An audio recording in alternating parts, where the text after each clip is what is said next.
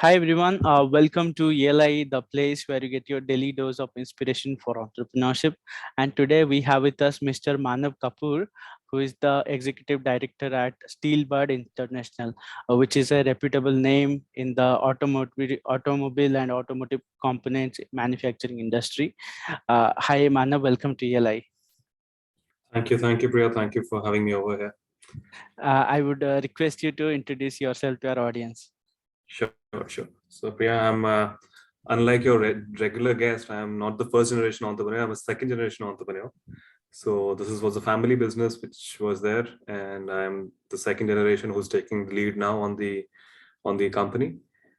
Coming from an engineering background, I'm an qualified engineer. Did my master's from the US. Joined the family business. Other than that, I'm a published author. I've written a couple of books. Was recognized as an Entrepreneur of the Year in 2018 by the Entrepreneur magazine. I was under Times 40 under 40 last year. Mhm. So some of my social recognition is there. I'm also a part of a forum called Young Business Leaders Forum, which is all a forum of auto component industry. Mhm. And I lead the learning chair. I'm the learning chair for them. Mhm. And that's pretty much about my professional side. And what we do as business is we are into automotive components. Okay. So we manufacture auto components, and the company has a history of more than 56 years now, almost 60 years. And I've joined the business back in 2005, right after my graduation, right after my master's, actually. Yeah. Okay.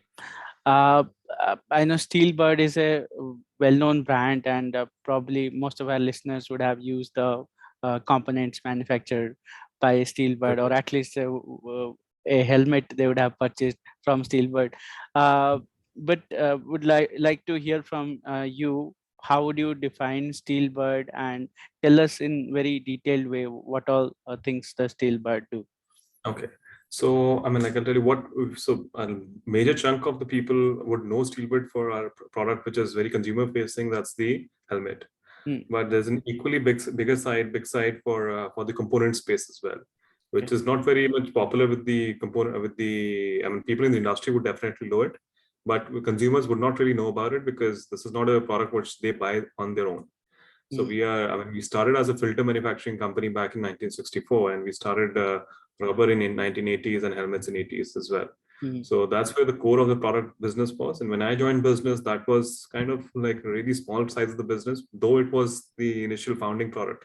Hmm. And I decided to take up on this product and to build up on the heritage what we had back then, Okay. and kind of decided to grow it back to the level where it was, and because this is where it all started, and doing justice to that product again and bringing it back in the limelight and in the center stage for the organization. So today now we are, we have multiple plants which serve into, the rubber components and automotive filters and all those kind of products. And we have international presence as well. We've recently signed a joint venture with TVS Hmm. to set up a manufacturing plant in Bangladesh with them as a joint venture partner. Okay. And so we are actually going international now with the same products. Okay. So Steelbird started in a time where entrepreneurship was not very popular, uh, Mhm. and it's been a long journey. So can you give us a perspective on um, how was entrepreneurial journey back then? Probably you would have heard from your Oh, yeah. uh, yeah. From my seniors, yeah, absolutely. So like back then, things were very different than what it is today. So like what my father tells me is like, those were the times where it was more of a seller's market than a buyer's market, because everything was controlled through licensing. The finances were just not available. So you had to, those guys, those were era, that was an era when the interest rates were at the rate of like 30%, Right. 24%, nothing less than 20%. And for everything you want to do, you had to get a license first. The Mm. license Raj was abolished only in the 1991. Yeah. Prior to that, it was a challenge to, even if you have to buy raw material, you have to have a license for that. And there would be a quota system to it, how Mm. much you can produce and how much you cannot produce. And so, like those were different times. So once liberalization happened in 91, so it became more, what I understood was it became a survival of the fittest then. Prior to that, it was by and large, whosoever had a license was kind of enjoying the perks of holding a license. Okay. But post 1991, the country opened up, and then that's where when the competition started facing in. A lot of people who were just enjoying the perks were kind of finding it difficult, and companies who could actually prove themselves to be efficient were the companies who could actually sail through and survive for a longer period of time. It Okay. became a game of survival of the fittest from being how well connected you are in the industry. Mm. Yeah. When I joined back in 2005, that time India was again going through a lot of changes. I mean, there were new tax regimes coming in place. There was entire the euphoria for for the next gen to come in post 2005 was there. I mean, like 2008, the first thing I saw was the bust in the 2008 market crash, and Mm. that was pretty much the time when I joined the company. And I was 2005 is when I joined, and 2 years it takes for someone to understand what's happening around. And by the time I was able to take control, the market crashed, and Mm. we know what happened there. So that was one learning there, that I mean, I got to face the tough times pretty quickly in my career. So that way it helps that you're prepared for everything now. So you like pretty much like, yeah, bring it on. I've seen it. So that's the initial years of Steelbird and my journey with Steelbird. Got you. I understand there has been multiple transitions inside the Steelbird, both in leadership and the way the business lines, the way we operate and all. But when you build big and sustainable companies, the core culture or the core DNA kind of remains the same throughout. So can you tell us what is that DNA of Steelbird? What is common throughout? So what's common throughout is our the value system is by and large has always been the same. So, Mm. so we have very clearly defined values, like we would not do any shortcuts. We are here for long. We're playing long. We've got nerves of steels. So is something what we consider as one of our significant values. So what we mean by that is, like, no matter what circumstances come in, we will never try to cut short and do things in a funny manner. I mean, that's by and large has been the DNA where, I mean, we are respected in the industry, whether it's suppliers, customers, employees, whosoever it is. They know for a fact, ethically, Steelbird will never do something wrong. I mean, they could be tough times, but yeah, sooner or later things will be fine. Yeah. So that's the kind of the kind of trust you built with your stakeholders is what matters. So once you have the trust of your stakeholders, then you can actually do wonders, and that's what we've been doing. We've been able to, I'll say, the DNA has been, the value system what we have is something which all stakeholders see pretty clearly. Yes, this is a company with high integrity, so we will stick around with them because we know they're going to last and they've lasted long enough. Okay. Uh, One more thing I am curious to understand is how does the dynamics work in a family run business where the business stakeholders are also relatives and Yeah. family members. So how does it work out in terms of negotiating things? How does conflict get handled and so So on? So I know where you're coming from, but what I see is, like, I mean, when you have your family involved in the business, if you have your responsibilities and authorities well defined, Mm. you would not really have any conflict. So I mean, I would respect my space, and I would respect to understand how to respect someone else's space as well. Mm. It should not be that I mean, it's what I call Steelbird is it's a family owned company but professionally managed. That's how I define it. So Okay. we got to be managing, even Mm. even if you have your cousins and your brothers working in the company, but when Mm. you're in the organization, you're working very professionally. So Mm. you do not take anyone for granted, and Okay. you do not overrule anyone either. So that's something you got to do. I mean, like, you got to understand what are your boundaries, and you have clarity on that. As long as you have clarity on what are the authorities and responsibilities, Okay. I think there's no question of conflict. Okay. Um, would love to learn about your early days of uh, coming into the leadership role into Steelbird. How did the transition happen, and what were some of the qualities in you that made you the leader in Steelbird, or why did your family choose you as a successor? Sure. So, okay, I was by and large, ever since, I mean, like, growing up, I knew I always knew that I'm going to join the family business. I'm going to be an entrepreneur. I'm sure I'm not working for someone else. Knew that from day one. I mean, like, Okay. I don't even remember since when. I mean, as a child, I knew this. And when I came back from the US, so very interesting thing. I was so excited to come back from the US that wanted to join the business. I didn't want to, waste a single day not going to the office. So Mhm. I landed midnight, somewhere around 1 o'clock or something like that. And so all the night I came back from finishing my masters, and all night I had my friends over, I had my cousins over, and early morning we wrapped up around like 6, 7 o'clock. And my Mhm. dad used to leave for office like 8:30. Mhm. So I didn't sleep the entire night. And next morning I was ready and about to sit with him in the car. And he was like, "Are you ready? Are you really going to the office now?" I was like, "Yeah, I want to go now." So I did not waste a single day. Mhm. And it wasn't forced on me. Nobody told me to go to the office next morning, but I Mhm. just was so excited to do it. I guess it's Mhm. not. That's a calling you have from inside. You can't really force someone to go to the office after being up all night, and Mhm. you just do it because you're so excited about it. It's like playing a game. If you enjoy playing a cricket game, you would play early morning, 4 a.m. in the morning if you have to. Mhm. So that's where my first day was. And when I was totally involved from day one, I wanted to learn as much I can and as quickly as I can. And probably that's what everyone saw, that he's very excited, very, kind of, he's passionate about the work. So Mhm. that kind of, once you show your passion, people kind of let go of, and they say, okay, this guy's passionate and he's going to make something out of it. So Mhm. that's how you prove yourself, and you kind of win confidence of others. Okay. What would you say are some of the challenges that you have faced along the way after you have started leading Steelbird? Sure. And you can also tell us which of the challenges that you did not foresee, for example, COVID, for example. So yeah. Okay. So challenges, you face challenges once you start, because you are a new kid on the block and nobody really cares. They think that he's the son of the MD, has come and joined, studied from the US, and by and large in an organization, people think ye naya bachcha hai, kuch to karega, I don't know what he's going to do, and Mm. they take you for granted first. They kind of, it's the kind of pressure you get there. It's like, being no one, you have nothing to lose. Being someone's son, and Right. the expectations are higher, Mm. and you have much many more eyes on you than for someone who's a first gen.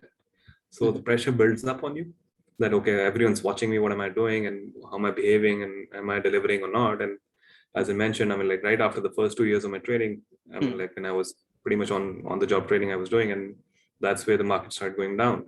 Mm. And that was a tough time, and probably one of the tough times which everyone faced. It was the 2008 crash. Mm. And so we had to respond to it, and I had people losing out that time who thought that okay, these guys are not going to make it because he's trying to lead the company, and you have generation handover issues as well at times. And Mm. so but I was consistent and I knew what I was doing, Mm. and I continued to do that. I had people leave us at Mm. that point of time, but that did not stop me. That okay, if I don't stop doing the right thing, people are going to, even if people leave, I don't care because I have to do the right thing. Mm. And once people leave, don't you, one piece of advice is don't worry about someone leaving. Like, you'll have someone else do that job. Don't worry on that. So you Okay. hire new people, and you actually build a better and a more efficient and more fresher team if you have an old guy leaving out. Mm. And then, soon, once you start proving yourself, then I think people take you seriously after that. Right. Yeah. Speaking of consistency, as an entrepreneur and as a leader, you are expected to stay consistent and energetic all the time, because Mhm. you have to, motivate other people as well, that the energy get transferred. However, on a personal level, you may feel tired, restless, or there would be circumstances when you just lose the focus. And when that happens, the business also suffers. How do you manage such situations? To be honest, as I've mentioned, I'm so passionate about work that I really get tired with work. I would get tired with other things. Okay. I would really, work never tires me out. Strangely, it's really pretty strange to say this, but there's never been a morning where I would say, no, I don't want to go to office today. I might not go just because I have something else to do. I might have a commitment to my children or something like that. But never that I'm feeling tired, that I don't feel like showing up at work today. I just fall in sick or something like that. No, just doesn't happen with me. I'm more excited, and even on, I mean, I'm checking my mails even on weekends, and I was trying to figure out what's happening here. I mean, I don't bother people on weekends, but I mean, Okay. if given a choice, I would not mind working on weekends either. So I mean, like, Mm, that doesn't really happen with me. Yes, you do get a little laid back at times when you have a lot of things happening right after one and another. So you might want to take a break for a day or two. mm, That's pretty much me. But the zeal doesn't stop. I mean, it's probably, you take a break for your biological mm. rest. That's pretty much it. Okay. Uh, when you are in a large company, it's basically a large ship, and the momentum is high, huge. And let's say there is some market level change, and you want to enforce a change inside the organization. It's very difficult to do because it's such a massive unit and something that has been running for not just years but decades. So curious to understand, how do you enforce change management in your uh, setup? See, being agile is something we focus on. So even in large organization, I know it becomes very difficult to bring in and change. Mm, It does happen that, but I mean, with the new, I mean, like, what I've seen last 10 years, what we've done is we've kept agility at the center, that we have to be agile. I keep telling my team, we have to look at the startups. This is a generation, this is a time of startups now. So if we behave like large company and we don't act like a startup, when someone will come in and do that for us. So I mean, you don't want that. And so I mean, everything is not very, the hierarchy is pretty flat here, I'll say. I mean, like, we haven't have multiple levels of hierarchy. I mean, we give a lot of authority to a lot of people. mm, So that ways I've been able to kind of cut down on the legacy issues of having a very bureaucratic organization. mhm. Okay. Uh, Also curious to know, how does your calendar look like in a typical day? I understand you'd be meeting a lot of people in a typical day. So how do you manage time on a day-to-day basis? So I mean, off lately, I just to cite you an example, I've been living in the hills for last 2 years. I came back only in March. Okay. So, so I entire since ever since COVID struck, I moved to we have a holiday home in the hills in Uttarakhand. Okay. So I moved there with my family and stayed there from March 2020 to March 2022. Mm-hmm. So that's how remotely I can work. My calendar on a regular basis. I mean, the way I work is I review everyone on only two days, Mondays and Tuesdays, Mm-hmm. and that's where I have all my interaction with my team. Okay. Rest, I don't bother them. Rest of the days are morely for new developments, business developments, forging partnerships, or whatever it is. And that's the way I work. Going in office is not a mandatory thing in our office. So Mm-hmm. I think 80% of my team is still working from home. Mm-hmm. Well, I mean, I'm talking about obviously the operations and the plant factory teams will have to be there because they have to run machines and stuff. But the leadership team, the corporate team which is based in Delhi, is 80% still working from home, and Okay. so am I. I'm like, I go to office only 2 days a week, and rest of the days I'm free to do whatever BD work I have to do or something, probably meeting bankers or something like that, which is non-core related to the ops. And my calendar is, I do have a very good, thankfully, touch wood, I mean, a good work-life balance. So I don't work on weekends. My weekdays are pretty much very well balanced. I mean, I do not work later than 6 p.m. So I'm Okay. home by 6:30 latest, but I start early as well. So I start my day at 8:30. So Okay. that's how it is. And Okay. So I think you already have got a very reasonably long experience of leading a large company or large venture. When you do that, you tend to learn a lot of lessons during your journey, and some of those lessons can be passed on to new entrepreneurs who can learn from it and apply to their venture. So can you tell us about some lessons that you have learned throughout your entrepreneurial journey which can be taken away and applied elsewhere? to be honest, I think there's more learning with the startups nowadays than with us, because I mean, these guys are, I mean, like, disrupting every model, and I look at them and I fail to understand how they're going to actually do something, but they end up making it blurs, and that's where I learn a lot from them. And I'm puzzled how do these guys actually manage to scale up so big, and Though I mean, like I kind of disagree with not making money and scaling up, just getting the market share, not getting the profitability there. But still, these guys do wonders there. And personally, what my learnings has been is like any shortcut wherever taken, Mhm. it's going to cost you double. It's going to cost you at least double. I'm being very conservative by saying double. So Mm. don't cut corners. That's my learning. Whenever we try to do something quicker, something, haphazardly, okay, let's get done with this, it's going to come back even bigger. So I mean, you're probably trying to save a penny by doing something and you're going to cost you a pound. Mm. So don't take shortcuts, do the right thing, focus on what things has to be done. And that's what I've learned so far. Okay. Uh, as a venture and as a company, where do you see the company going in next 5 to 10 years, or what is your vision to the future, or what kind of company you want to become in the future? Okay. So what we see is like we see ourselves as by and large an auto component brand. So as of now, we are more of very limited to a certain level of this thing. What do you call the products? We are not really doing a lot of products what we could do.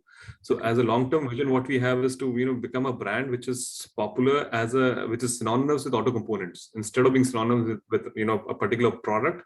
Okay. By and large, with the entire category. That's our long-term vision. Mm. Yeah. Okay. And my final question, what would you say is the meaning of entrepreneurship for you? How do you define the term entrepreneur? Okay. So for me, an entrepreneur is by and large a problem solver. He is basically a problem solver. He identifies a problem very well. Mm. And it is probably a problem which we have taken for granted. A lot of people have taken for granted. We didn't even realize there's a problem, something like that. And we assume that's how things are going to be. So that's the bigger thing. As soon as you identify something, okay, this is a problem which people are okay with, and I can solve it better, and they'll be really happy with it and now they'll realize, yeah, that was a problem which we never looked at. So that's what an entrepreneur does. He identifies the problem and then he solves the problem pretty nicely. And an entrepreneur is never working for money, by the way. I mean, like, my understanding is he's only working to solve a problem, money follows. So if you're doing great, whatever you're doing, people will pay you a cost which will give you some savings as well. So he's not really driven by money. He's driven at solving a problem and serving a purpose. Got you. On this note, I think we are done with the session. Thanks for your time, Manav, and it was our pleasure and honor to have you on the platform. Thank you, Priya. Pleasure talking to you.